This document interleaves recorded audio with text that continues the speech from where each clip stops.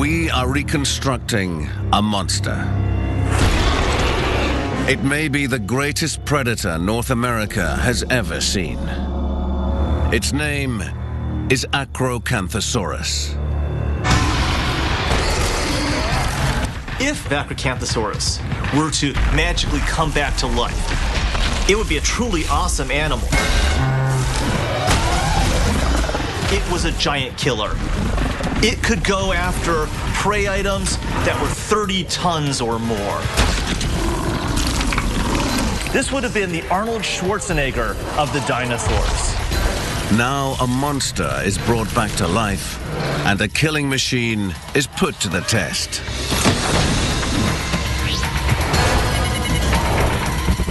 Monsters Resurrected, Dinosaur King.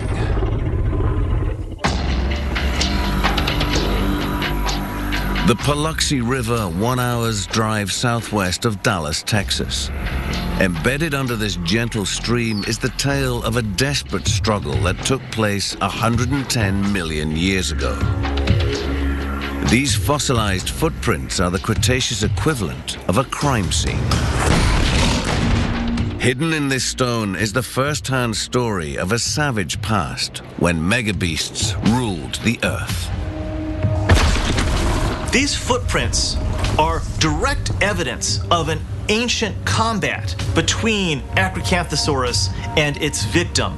It's the next best thing we could ever have to having a camera in the Cretaceous.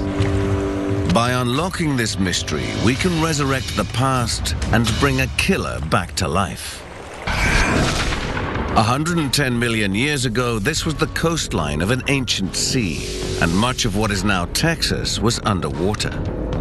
The Gulf of Mexico basically came right up to here, and this was the coast. And the mud of this ancient coastal flat preserved the details of what appears to be a hunt. Right here we've got a real nicely preserved three-toed dinosaur foot. This cast was made from this footprint. You can see that the heel is not as well preserved because of the angle, but the toes are beautifully preserved. These footprints were left by a vicious carnivore, Acrocanthosaurus. Acrocanthosaurus was over 12 meters long and weighed more than 4.5 tons. Even today, it would be a terrifying monster. Imagine the panic if people saw a lion or a tiger walking free. Now blow that up 10 times or more in a creature unlike anything you've seen alive today. As this footprint is examined, certain details emerge. The steep angle of the toe casts from the river show that the acro was running. But there is another set of footprints, and these second footprints are what make this discovery so amazing and potentially revealing. These second footprints are those of another huge dinosaur, a gigantic sauropod called Paluxysaurus. Got a fiberglass cast of a sauropod left rear foot. You've got the ground level here, and you can see the claws, the heel. It just gives you a good idea of how much this thing should have weighed. And the tracks reveal that the 36-ton plant eater was also in a hurry, as if it was being chased. What we have here is a really nicely preserved set of sauropod tracks, and it goes on for about 30 feet. The trail starts here with the right rear, and it goes this direction. There's a left, right, left, right, left, and finally the last one right. But it continues underneath this limestone ledge.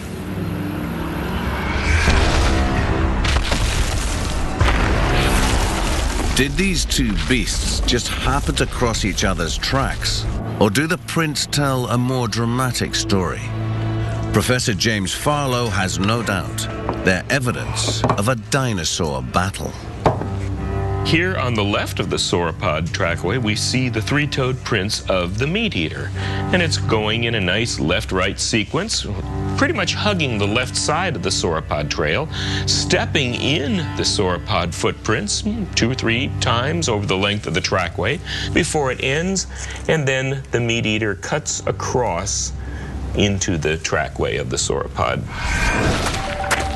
When these tracks are plotted out, a pattern develops, and this pattern can mean only one thing. The two animals are about as close together as they can be over most of the length of the trackway without physically colliding with one another. The Acrocanthosaurus is trying to attack a beast 8 times its size. What kind of monster was capable of such an attack? This was the top of the food chain, the king on this continent. And that's saying a lot. Still, it's hard to imagine a beast that could routinely hunt a 24-meter behemoth that weighed 36 tons. But 110 million years ago, life on Earth was anything but routine. It was one of the hottest periods of Earth's history. North America was bursting with plants. The seasons were probably split into a wet and a dry season. It was probably running in the 90s and 100s almost all the time. Vegetation exploded over the continent. Tropical weather reached as far north as Alaska. Central Texas was a lush jungle, much like the Amazon, and the giant plants supported colossal sauropods, such as the 36-ton Paluxysaurus. Acrocanthosaurus seems to have been a specialist in eating sauropods, these big, long-necked, long-tailed plant eaters. They were not bright by dinosaur standards. In fact, you can think of sauropods as basically big, dumb, walking mountains of meat. And Acrocanthosaurus probably needed to fill its belly at least once a week. That's a big belly. That's many hundreds of pounds of meat. And for a ravenous carnivore like Acro, hunting giants looks like a clever strategy. Acrocanthosaurus may have been the first big meat-eating dinosaur in North America that was specifically evolved just for attacking really large things. But the mystery is, how did Acrocanthosaurus kill such mighty prey? Taking down a sauropod was an awesome challenge. And even though Acro's skeleton looks dangerous, it doesn't exactly shout giant killer. When it comes to deadly dinosaurs, Tyrannosaurus Rex is the megabeast by which all others are judged. And the one we know most about. To find clues about Acro, we must start by comparing it to T-Rex. The two awesome predators look superficially similar, but to an expert like Phil Curry, their teeth tell very different stories.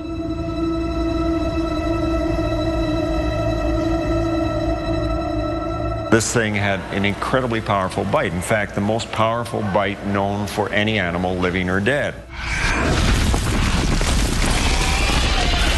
It was going after animals that were about its own body weight. And because they were relatively small, there was no way that Tyrannosaurus Rex could avoid hitting bone with its teeth.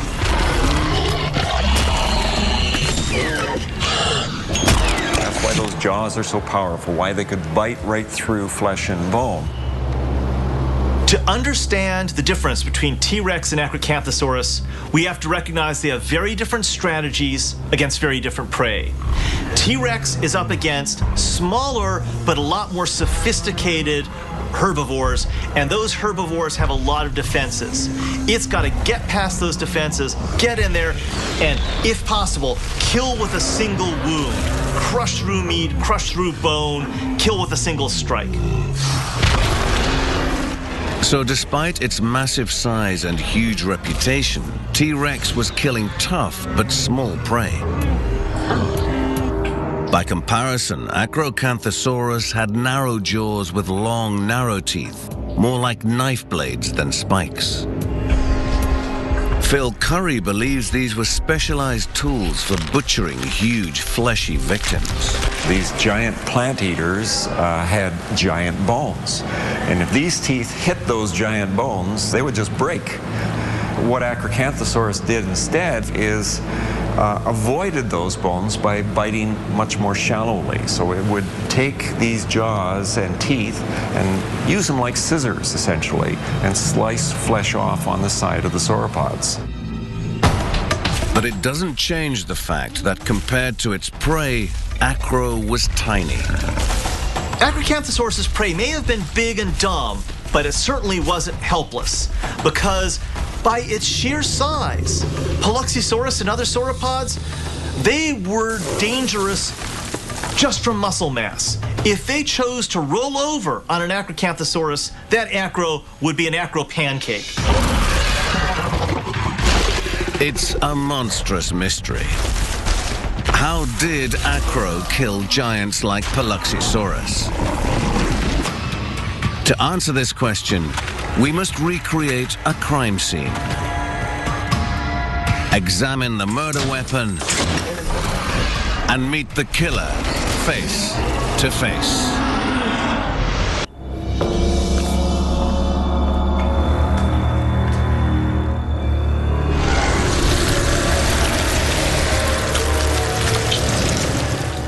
We are resurrecting a monster. A 12-meter hypercarnivore.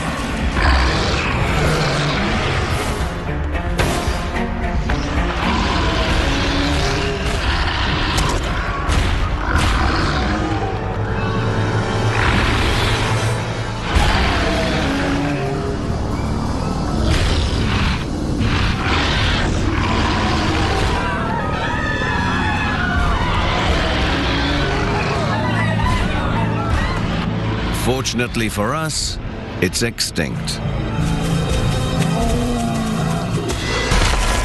But it once terrorized the North American continent.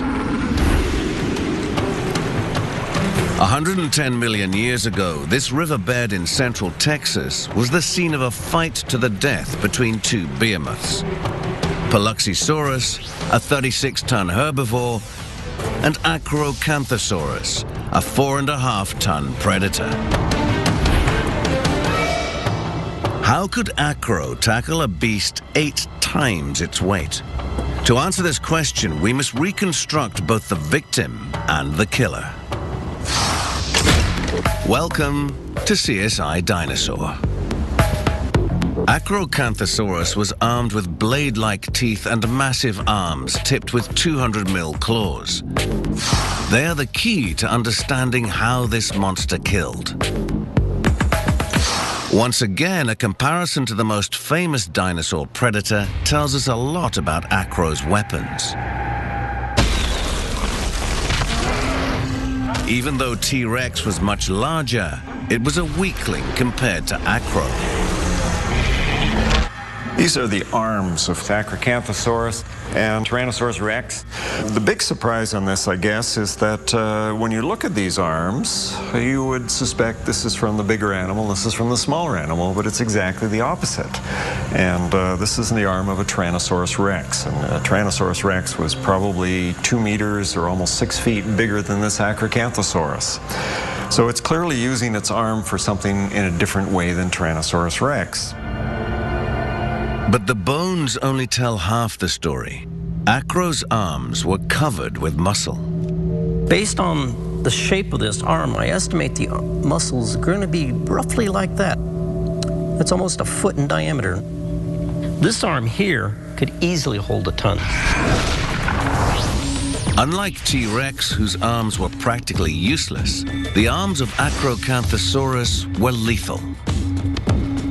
Those arms are incredibly powerful and very, very heavily muscled. This would have been the Arnold Schwarzenegger of the dinosaurs. Strength alone isn't what made these arms so deadly. They powered a set of giant meat hooks, 2 3-fingered claws, each tipped with sharp talons. The claws of Acrocanthosaurus are clearly a major killing weapon. They're tremendously large. They're very well adapted to piercing into meat and causing serious wounds. If Acrocanthosaurus were to reach down and grab a human with its claws, those talons would go right through the torso. In fact, you probably would have one of those claws going in one side of the back and popping out the front. With most meat-eating dinosaurs, the mouth and the teeth are kind of the business end of the animal, if you will. In many ways, the hand of Acrocanthosaurus is the business end of the animal. But how can we determine how Acrocanthosaurus used these lethal weapons?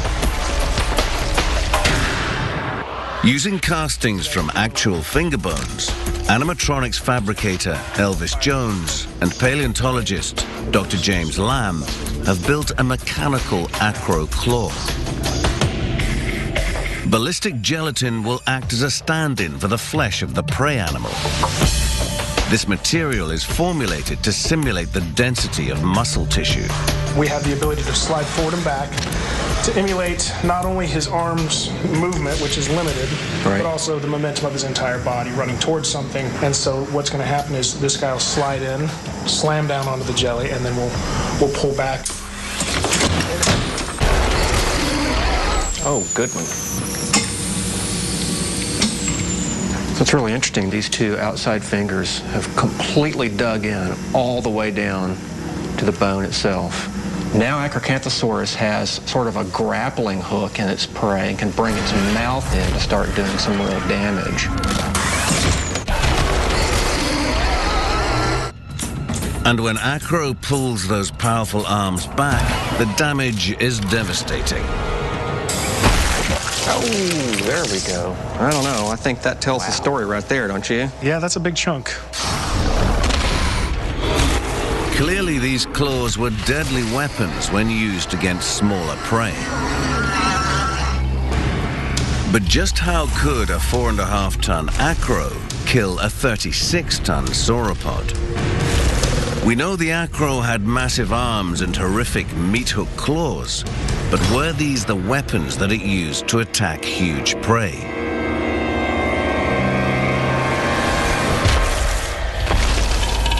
For a predator like Acrocanthosaurus, the mid-Cretaceous was a brutal and dangerous world, a constant battle for survival. These huge creatures competed with each other for mates and territory. Even small prey, such as a herbivore called Tenontosaurus, could put up a big fight. This is Tenontosaurus.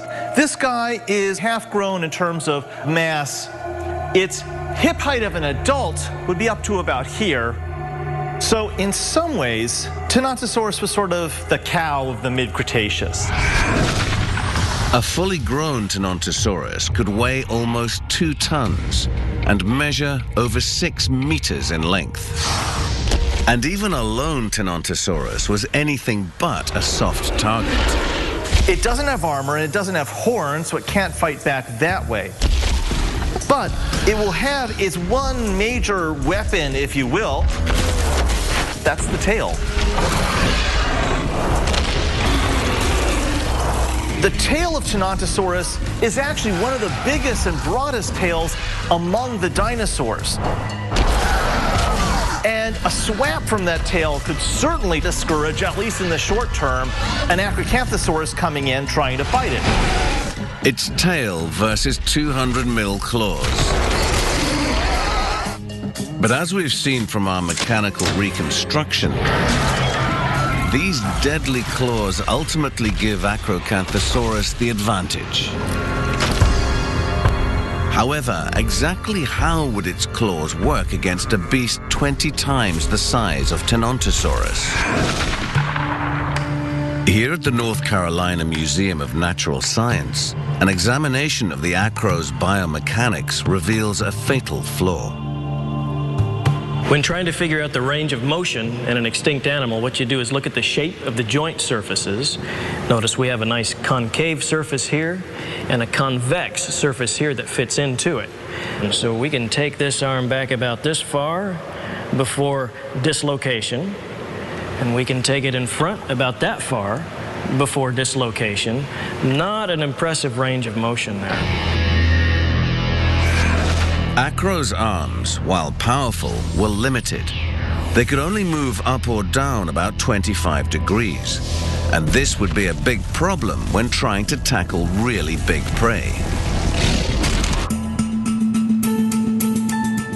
Phil Center and curator Vincent Schneider have built a cast of the arm bones. They mounted them to a frame to approximate their height as Acrocanthosaurus reaches its prey. But seeing these arms next to the sauropod model makes Acro's attack look impossible. Notice that as we move this into position and swing the arm as far forward as it can go, which is no further forward than this, the animal is not really in the best position to grab the prey. Notice how that the hands don't even come up to the elbows of the prey. And the same would work on the hind limb. The hands don't even come up to the knees. So, if you're an Acrocanthosaurus, grabbing your prey with your hands first, not such a good idea. You're going to get dragged. Acro couldn't get its claws in close enough to fatally wound the Paluxysaurus. These massive arms and talon-like claws would be useless against the giant herbivore. They clearly weren't the killing tool. So what did Acro use to attack this huge beast? It had only one weapon left to use. A very deadly one.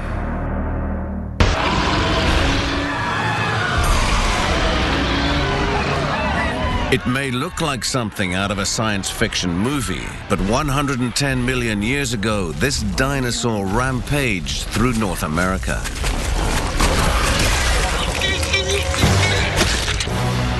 Its name is Acrocanthosaurus, and these fossilized footprints are evidence of a titanic fight to the death between this prehistoric predator and a giant Paluxysaurus.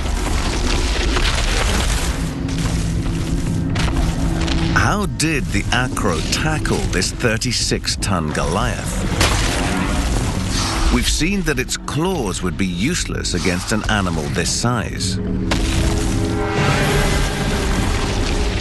So if Acro can't grab it with its arms, how could it overpower a creature 8 times its size?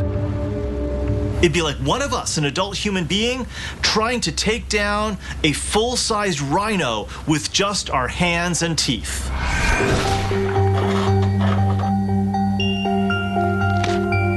Paleontologist Jerry Harris has found a critical clue in some fossil fragments as to why Acrocanthosaurus was such a deadly killer. These are a couple of the skull bones from Acrocanthosaurus, and you can see that they have these very large openings here, smaller openings that are tunneling into these various prongs sticking out in every direction. So most of the skull bones, at least on the palate and on the back end of Acrocanthosaurus' skull, had a lot of these big air openings. These bones actually are not big solid pieces of bone. The interiors of most of these, especially up in the head and the neck and going into the part of the back, were very spongy and full of these air holes. And these lighter bones are found not just in the skull. More hollowed-out bones are found throughout the skeleton, making it light and agile. So it looks like it would be very, very solid, and as bone would actually be heavy, but the interior of the vertebra itself is actually very hollow. Being lighter means you're going to have less food and still move very efficiently. You can also move very quickly. The hollow bones also served as air channels, allowing Acro to pump oxygen throughout its entire body more efficiently. Not only would it be lighter than you would expect, it would be turbocharged by this extra oxygen coming through the body continuously, making this one very impressive hunter. Acro was strong, maneuverable, and deadly.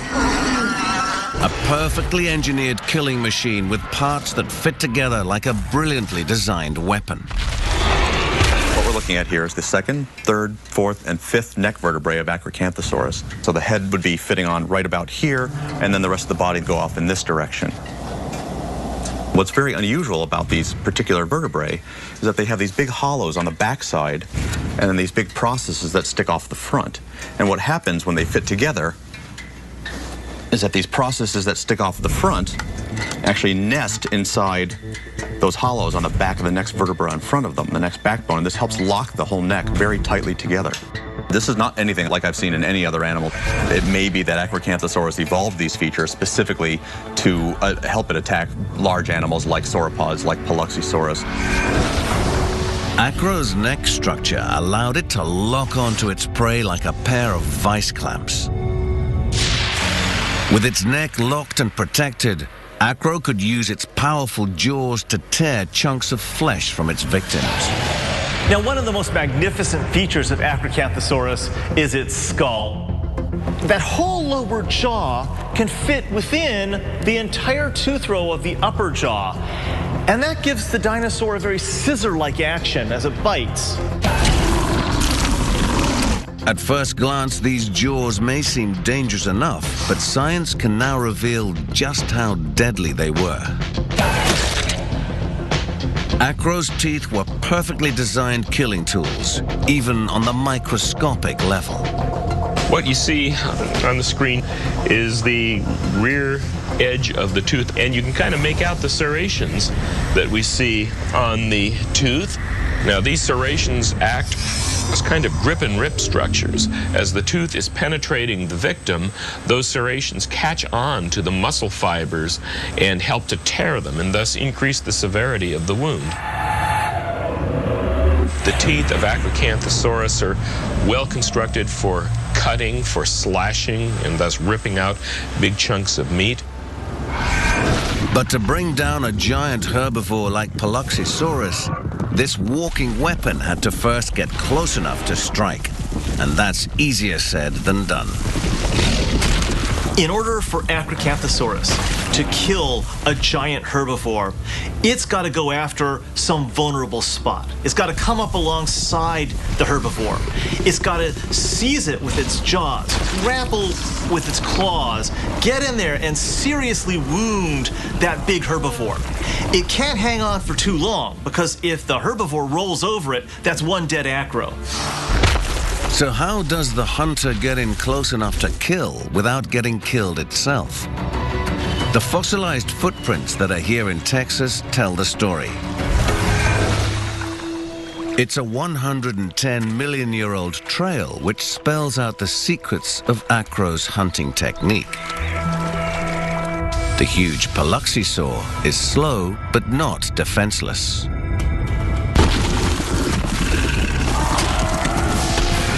Going after a giant prey item is dangerous. So Acrocanthosaurus had to be pretty sophisticated in order to take one of these giants down. The Acrocanthosaurus has huge, sharp talons, but we've seen that against a behemoth like this, they are useless. The Acrocanthosaurus is much faster, but its lightweight skeleton is also a handicap.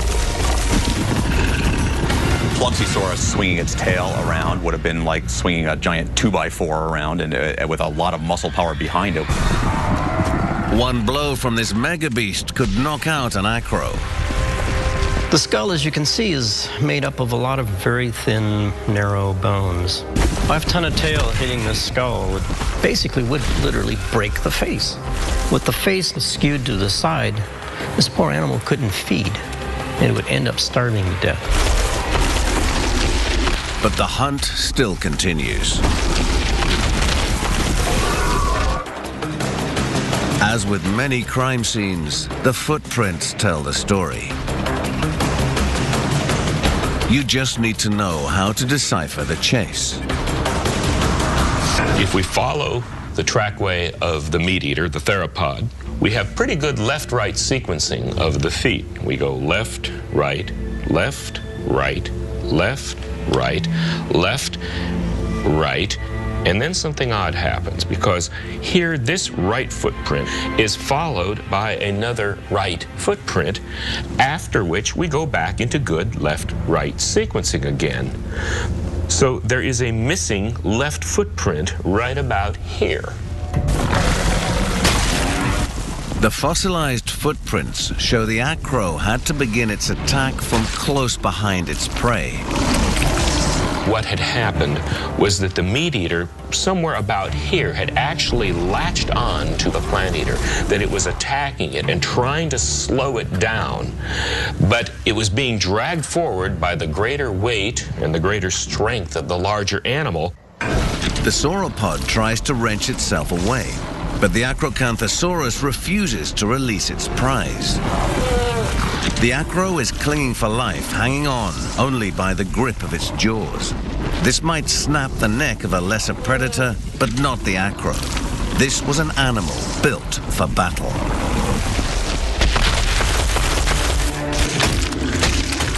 Wounded, the Paloxysaurus weakens, and the Acrocanthosaurus now has the upper hand. It's going to want to go for the soft portions of the neck. It would have enough power that it could, with its massive arms and its strong back and its great teeth, could probably crush the neck and drag an animal like that down. If it could slice through the jugular, if it could take out the trachea, that big herbivore is going down. And it doesn't matter how big it is, it's going to be meat. We got to remember that even though Acrocanthosaurus is a much smaller animal than the Paloxysaurus, it is still a very big animal. So if you pick a 3-ton animal up, lift it into the air, and then drop it into very soft mud, it should go swooshing like nuts and make the skid mark from hell, basically, as it's going into that print. The meat eater might have actually taken a bite of some sort of the plant eater. Not enough to get dragged out of its feet and taking a hop. But if it had taken a bite, perhaps it's now slowing down afterward, and it's just going to follow the plant eater and wait for the bite to take its course to see if it has injured the plant eater enough that it can make another attack. We've examined the weapons. We've deconstructed the chase. Now we must go back in time to the scene of the crime and witness a prehistoric attack and slaughter when we return.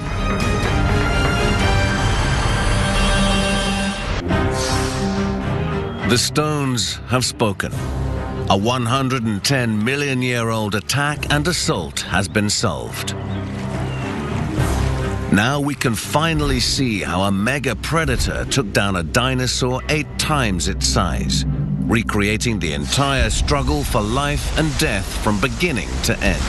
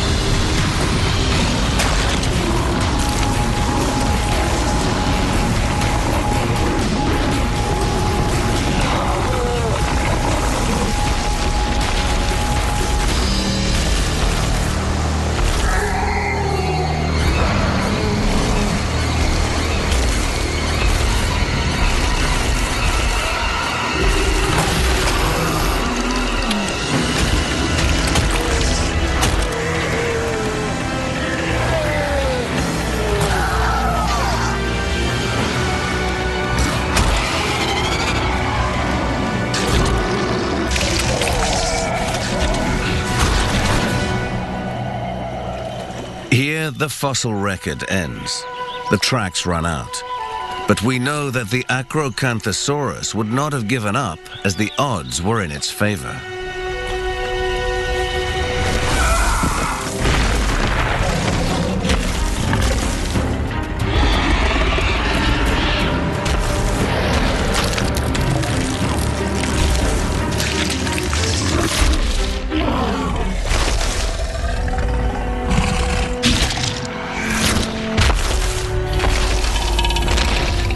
But like all dynasties, Acro's reign of terror eventually ended. What could have toppled this beast from its throne? 110 million years ago, Acrocanthosaurus was the alpha predator ruling North America. But then, it just vanished. What happened to it? Well, this all-American killer disappears, and unfortunately, it disappears into what's currently a mystery zone, a twilight zone of dinosaur history. We don't have rocks of the right age with dinosaur fossils to show Acrocanthosaurus disappearing. If Acro was such an amazing hunter, why did it die off? This massive hypercarnivore may have been beaten by other predators. One of the greatest threats was a small but highly aggressive and vicious thief called Deinonychus.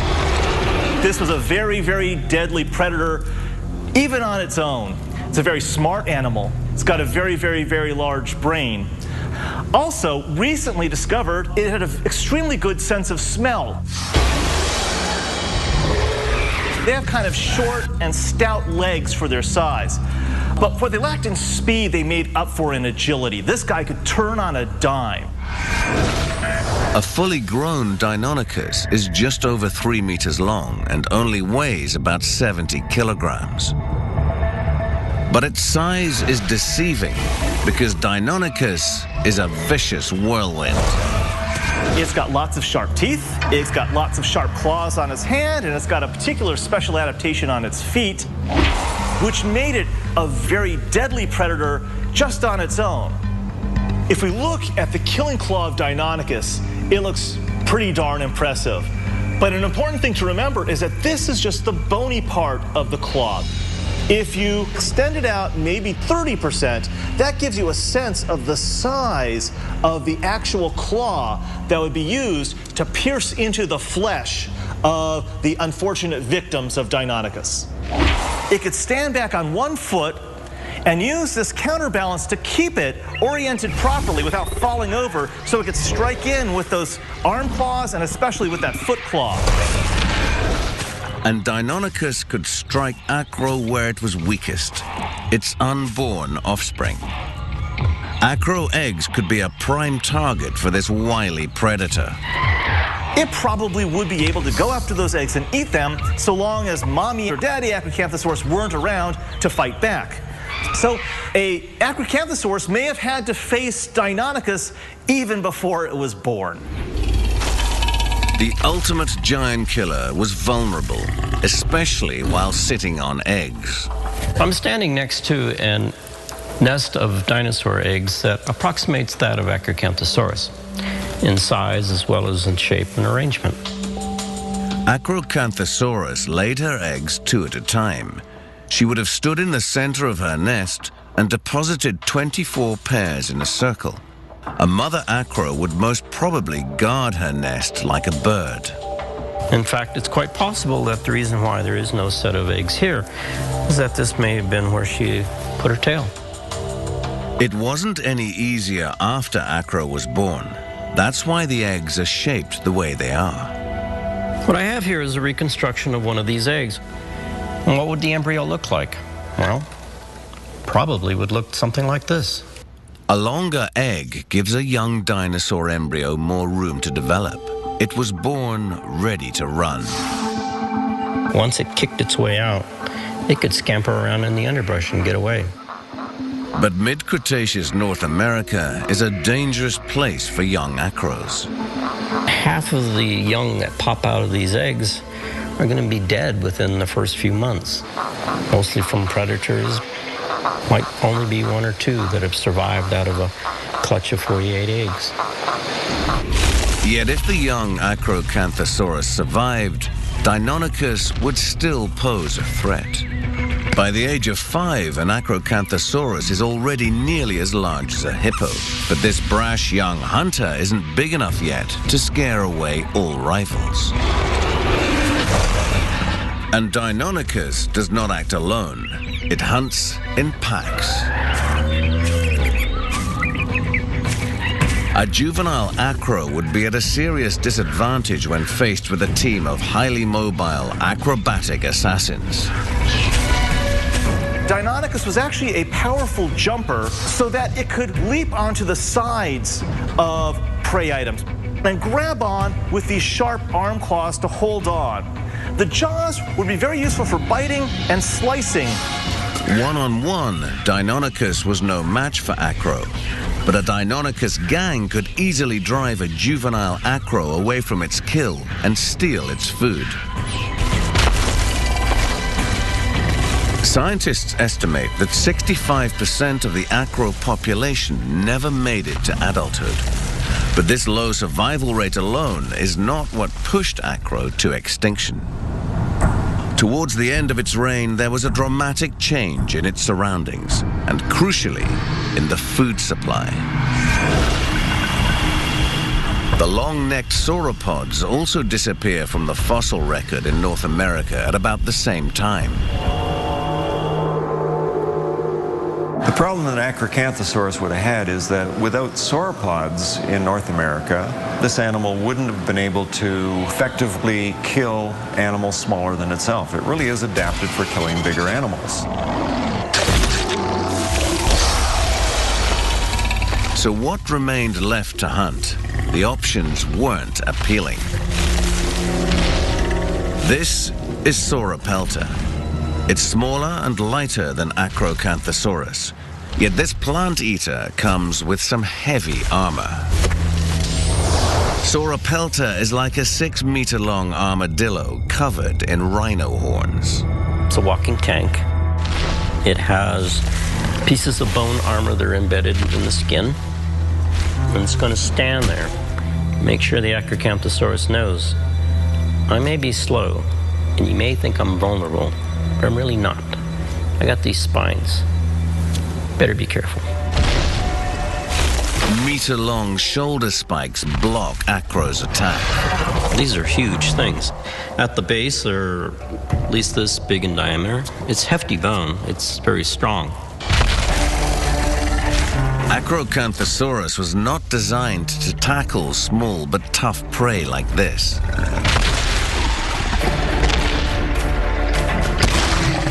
It was put on Earth to do one thing really well, to kill gigantic sauropod dinosaurs. And when its prey started to disappear, Acro's time was at an end.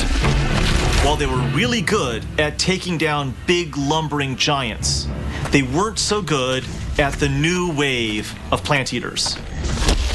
Like so many specialized creatures, Acrocanthosaurus simply became obsolete. But before it vanished, it was one of the greatest big game hunters North America has ever seen. Acrocanthosaurus has spent too much time in the shadow of T-Rex. It's a cool dinosaur on its own. It's big, it's impressive, lived all over America, and it was a giant killer. And I think it's about time that we bring Acrocanthosaurus back and more people get to see this dinosaur resurrected.